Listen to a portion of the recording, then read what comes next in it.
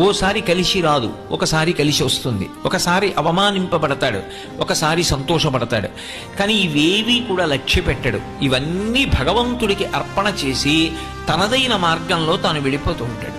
అందుకే ఆయన ఎక్కడున్నాడో అక్కడ శాంతి, ఆయన చుట్టూ ఎవరున్నారో వారికి శాంతి, వారు ఎక్కడ కూర్చున్నారో ఆ ప్రదేశము శాంతియుతంగా ఉంటుంది. అందుకే సనాతన ధర్మంలో భక్తి యొక్క ప్రధాన ప్రయోజనముగా మీరు అడిగినా అడగకపోయినా భక్తి మార్గంలో వెడుతున్నప్పుడు వచ్చేటటువంటి మొట్టమొదటి లక్షణం ఏది అంటే ప్రశాంతత.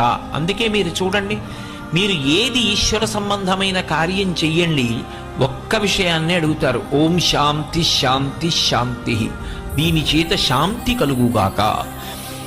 అందుకే త్యాగరాజస్వామి కూడా శాంతము లేక సౌఖ్యము లేదు సారసదళ నయన అంటారు. అసలు ఆ శాంతమ